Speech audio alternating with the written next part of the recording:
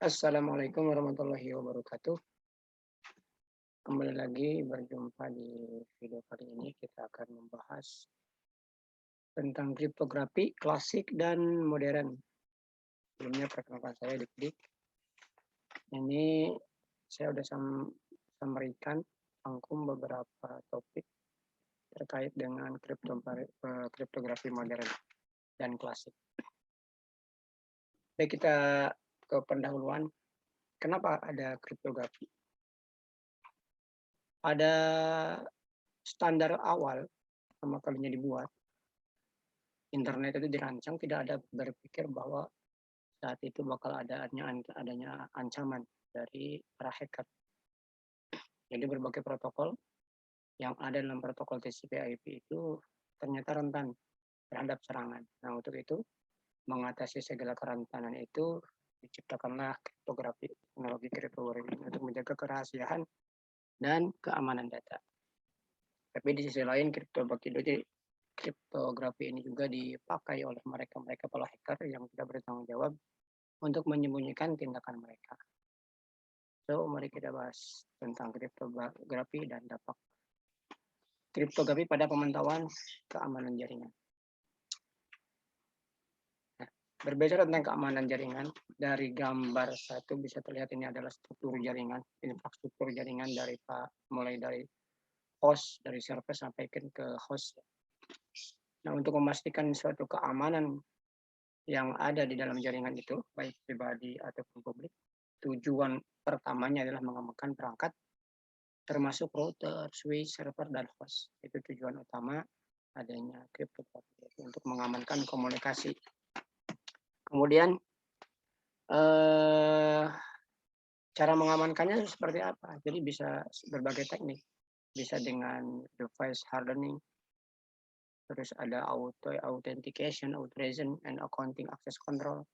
Kemudian ada ACL, access control, firewall, monitoring using intrusion, IPS atau IPS ya, atau security yang lain seperti SH dan WSA. Itu tahap-tahap pengamanan dari sisi infrastruktur. Nah, berbicara tentang keamanan komunikasi, ada 4 elemen yang menunjang komunikasi itu aman atau enggak. Pertama ada kerahasiaan. Ini menjamin bahwa hanya pengguna yang berwenang yang dapat membaca pesan tersebut. Jika pesan disadap, itu tidak dapat diuraikan dalam waktu yang wajar. Kerahasiaan data diimplementasikan menggunakan algoritma enkripsi simetris dan asimetris. Inilah fungsinya dari kriptografi. Kemudian ada integritas data yang menjamin bahwa pesan itu tidak diubah. Ada juga autentikasi asal. Jadi menjamin bahwa pesan tersebut tidak palsu, betul-betul asli.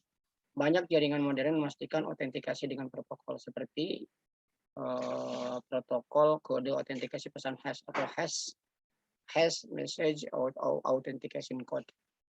Kemudian ada non-repudiation atau non-penolakan, menjamin bahwa pengirim tidak dapat menyangkal atau membantah keabsahan pesan yang dikirim. Non-repudiation ini tergantung pada fakta bahwa hanya pengirim yang memiliki karakteristik unik atau tanda tangan untuk bagaimana pesan tersebut diperlakukan. Nah, ini mengenai tentang mengamankan komunikasi. Jadi kriptografi sekali lagi tadi untuk mengamankan komunikasi, kerahasiaan data ataupun integritas data, penolakan autentikasi asal dan lain sebagainya.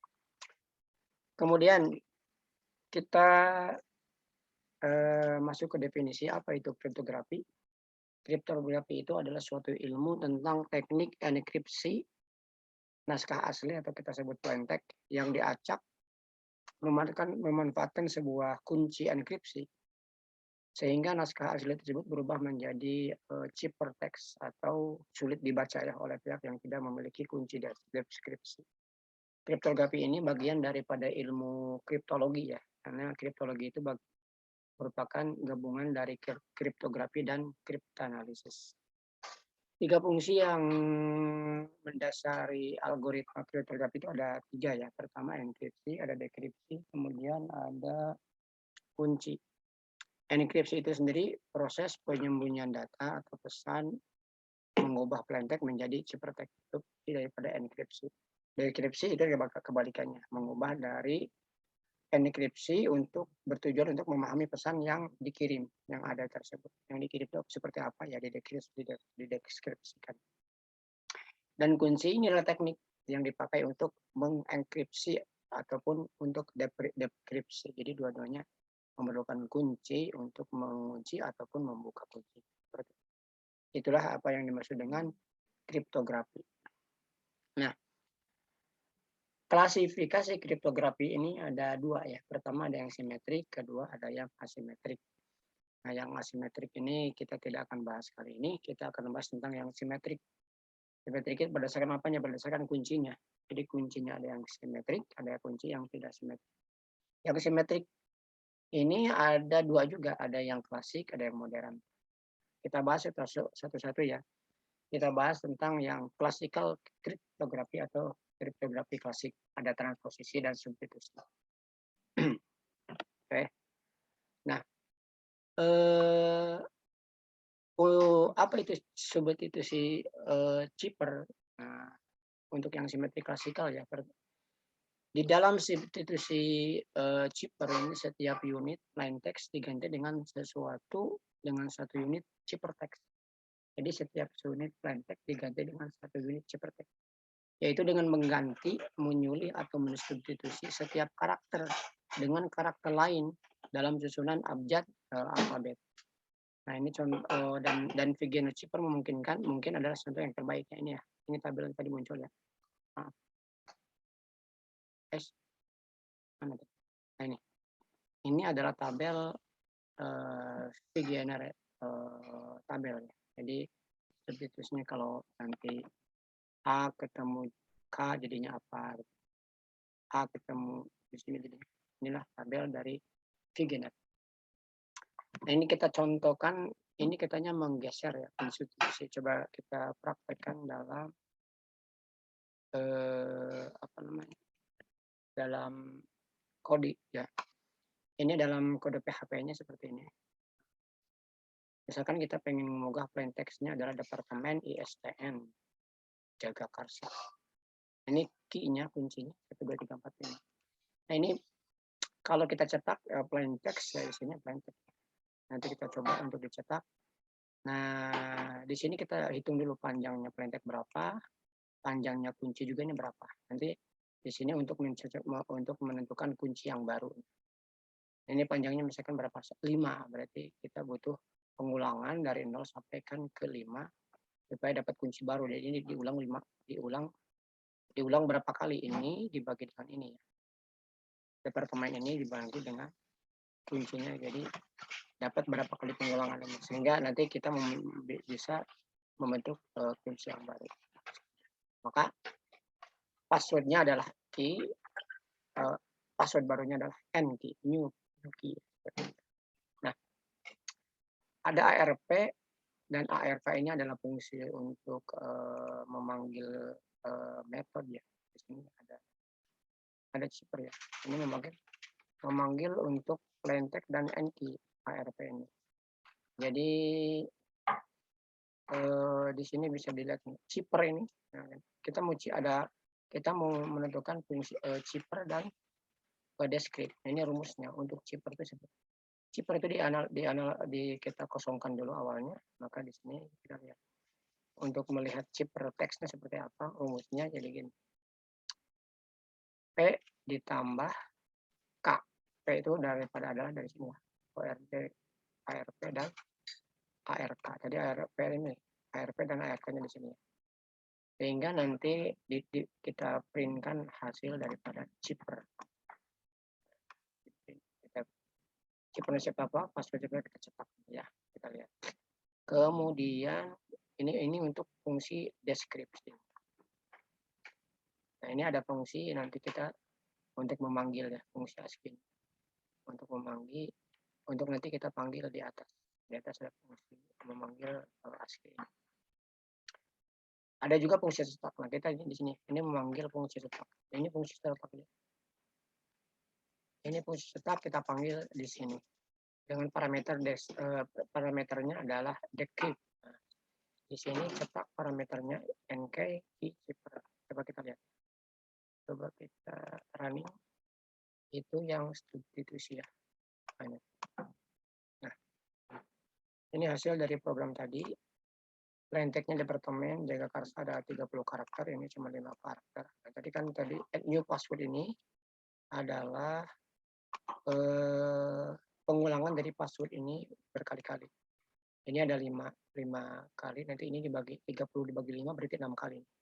Ini diulang selama 6 kali, sehingga panjangnya plain text dengan new password ini sama. Nanti di substitusi sini. Kalau D ketemu 1, berapa? 68. D ketemu 1, misalkan 68, ditambah ASCII-nya berapa? 68. Ini diubah ke ASCII juga ya. D ASCII-nya 68. 1 ASCII-nya 49, nanti dikurangi 65. Menjadi 52. 52 itu apa? 4. Sehingga nanti chippernya dapat 4. Dan seterusnya ya. Yang sampai 29 ke bawah dapat ini chipper text. Seperti chipper text-nya adalah ini, dan password-nya seperti ini. Nah, ini kalau ini dibalikan ya, tinggal dibalikin lagi. New password-nya adalah ini. Sekarang tinggal dibalik dari sini. Untuk descript berarti dibalik. 4 dikurangin 1. 5 ASCII-nya 52,9 ditambah 65 karena kita tadi di sini dikurang 65. Ini untuk descript-nya decrypt-nya jadi 68 itu hurufnya apa? D. Nah, ini selanjutnya dapat D ya. Sehingga kembali lagi ke departemen jaga karsa. Ini contoh untuk codingan substitusi ya, chipper substitusi. Kita kembali ke materi. Kedua ada transposisi ya untuk simetrik. Kalau kali ini ada transposisi chipper. Transposisi chipper ini plain text-nya tetap sama, tapi urutannya yang diubah. Dengan kata lain, algoritma ini melakukan transport terhadap rangkaian karakter di dalam teks. Nama lain untuk metode ini adalah permutasi, karena transport setiap karakter di dalam teks sama dengan permutasi karakter tersebut. Coba kita lihat di kodenya ya. Kita lihat coding untuk transposisi. Ini contoh transposisi, jadi hanya mengubah, menggeser ya. Seperti itu, mengubah posisi daripada setiap ini apa namanya? Setiap plain text. Ini plain text-nya seperti ini. Terus kita cari berapa panjang daripada plain text ini, kemudian kita encrypt. Chipper ini memanggil fungsi daripada encrypt. Decrypt memanggil fungsi daripada decrypt. Mana fungsinya? Ini fungsinya ya. Fungsi decrypt seperti ini. Dan ini kemudian fungsi encrypt. Nah, seperti ini. Fungsi encrypt seperti ini. Nah, setelah itu baru kita cetak ya. Kita cetak. Nanti kalau membutuhkan untuk kodenya, codingan ini ya silakan DM ya. Oke, kita coba running di mana di sini ya. Kita coba running fungsi yang transposisi. Oke, ini. Jadi ini departemen DSTN jaga karsa. Ini di plain text-nya K, nah berarti bagi 6. 1, 2, 3, 4, 5, 6 ini. 6 dibagi ada berapa? Jadi ada 5 ya. Ada 5 kata ke bawah. Nah, ini ditransport di bawah. Chippernya ini ditransport 55 ini dari sini itu ditransport. Hasilnya menjadi ini. Sehingga plain text-nya departemen jaga karsa, chippernya dapatnya ini, dan kalau decrypt dapatnya ini. Seperti. Oke. Nah, itu tentang tadi apa? Tentang simetrik klasikal. Bagian kedua adalah yang modern kriptografi. Modern kriptografi ini ada steamer, ada stream shipper sama block shipper. Nah, untuk simetris modern, stream kriptografi itu yaitu mengenkripsi plain text menjadi shipper text setiap bit per bit dengan bit-bit kunci. Nah, dinamakan bit key stream atau byte per byte ya. 1 byte setiap kali transformasi. Ya. Bit kunci untuk enkripsi atau dekripsi ini disebut key stream. Kalau di sini lihat nih, ini key stream ini adalah bit-bit nih, bit-bit kunci untuk deskripsi dan enkripsi ini ada key stream ini kuncinya. Setelah itu bit-bit kunci atau key stream ini dieksorkan ya dengan bit-bit plain text sehingga menghasilkan ada bit-bit yang ciphertext. Nah ini yang plain text dengan key stream ini di XOR kan sih. Kalau satu ketemu satu ya 0. Kalau ininya sama jadi 0, tapi kalau antara plain text bit plain text dengan key stream ini berbeda, jadinya 1. 1 sama berarti 0, 1 0 beda 1. 0 sama 0, 0 sama 1. Sehingga dapatlah ciphertext-nya seperti ini. Begitu dengan untuk fungsi deskrip sama. Jadi dari ciphertext yang tadi dideskripsikan sebaliknya dieksorkan lagi, dapatlah fungsi ini contoh daripada stream. Kita lihat kodenya ya, kodenya untuk yang stream kita jalankan ya kode yang tadi. Kodenya tuh ini ya, stream itu mana ini stream. Jadi dia hanya ini kodenya ada RC4, ada plain text, cipher dan descript. Ini cipher dan descript sama-sama manggil RC4 nih. RC4 mana fungsinya? Fungsinya di sini. Fungsi RC4 kita panggil nanti di sana. Fungsi RC4 kita panggil.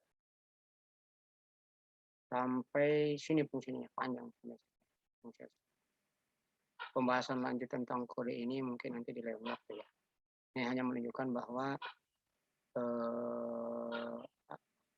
kode untuk contoh kode untuk stream kriptografi. Kalau dijalankan seperti tadi ya. Jadi ini seperti ini 30 karakter, passwordnya 1 2 3 4 5. Nah ini nanti bit-bit ini disamakan dengan ini supaya dapat 30 karakter.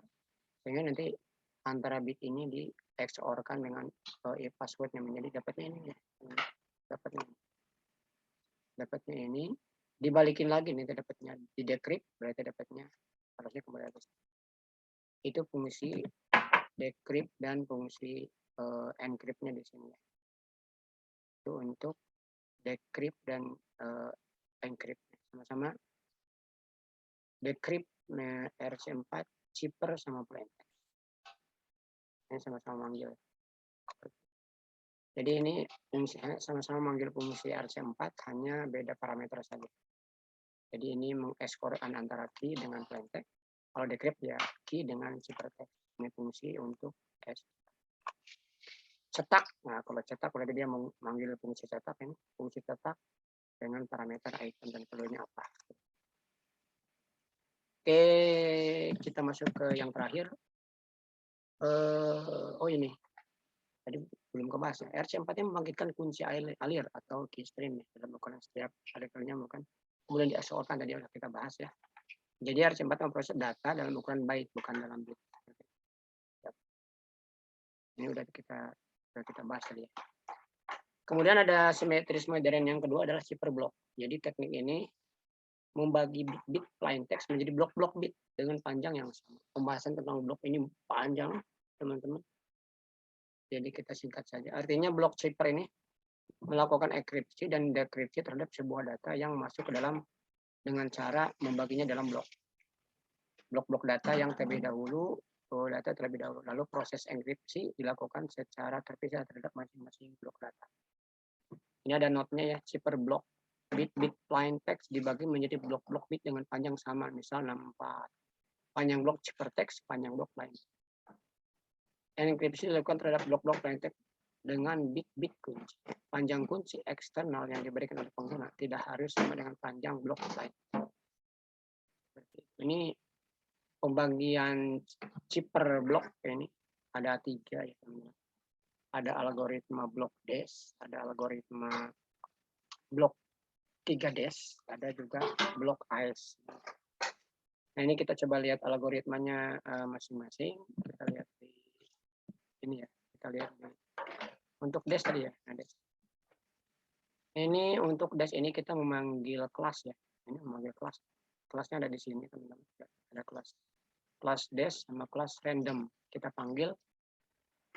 Shipper ini berarti manggil dari new. Nah ini fungsi ini dipanggil dari kelasnya sini ya, dash ya. Jadi dia ada fungsi di sini.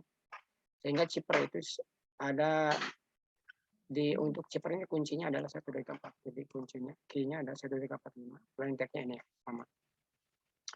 Sehingga chipper tag ini memanggil fungsi daripada chipper yang ini dan mengenkripsi di plain text. Jadi kelasnya sudah ada teman-teman, tinggal manggil saja. Decrypt kebalikannya, mengdecrypt daripada chipper. Tinggal mencetak. Cetak juga ini udah. Kita hanya memanggil fungsi ya, fungsi cetaknya ini ya teman-teman. Kita untuk memfungsi cetaknya ada, menampilkan atribut dan value-nya seperti itu. Nah, ini parameternya seperti ini, maka dicetak ini parameter plain text seperti ini. Seperti itu. Kita cetak, kita lihat yang dash ya. Coba lihat yang dash. Ini teman-teman pastikan ya untuk sampai pp-nya dan penyimpanan filenya ini saya simpannya di localhost, berarti ini udah ada di htdoc ya. htdoc baru di sini. Ini untuk dex seperti ini. Departemen shippernya seperti ini dan ada juga tadi apa namanya? Yang kedua ini adanya 3 dash. 3 dash. 3 dash. 3 dash sama ya. Hampir sama ya. 3 dash punya fungsi kelasnya sudah ada ya. Tinggal kita panggil sebetulnya. Ada kelas 3 dash kita tinggal panggil. Di sini hanya manggil kelas dan manggil fungsi. Fungsi cetaknya ada. Di sini cetak memfungsi. Jadi shipper ini adalah memanggil daripada kelasnya triple dash. Ini udah ada di sini ya, di kelasnya ini, fungsi ini. Sehingga shipper ini dimasukkan key-nya apa aja, baru plain text-nya. Karena shipper ini membutuhkan key, set key-nya apa berapa. Oke, satu lagi tadi adalah AS juga sama. AS dan ini sama-sama kelasnya sudah ada. Ini kelas crypto AS, ini kelasnya kelas triple dash. Kita langsung saja lihat di ini. Ini seperti ini ya teman-teman. Coba hasil untuk 3 dash. Oh mirip ya, beda aja. Kita nggak bisa baca ini ya. Itu lagi yang AS ya. Hanya beda cara saja, tapi sama-sama blok. Seperti itu teman-teman. Nah, kembali ke materi, sama-sama shipper block, jadi dia yang membagi-bagi bit paket menjadi blok-blok. Oke, mungkin itu saja teman-teman yang bisa di-share pada kesempatan kali ini. Terima kasih atas perhatiannya. Assalamualaikum warahmatullahi wabarakatuh.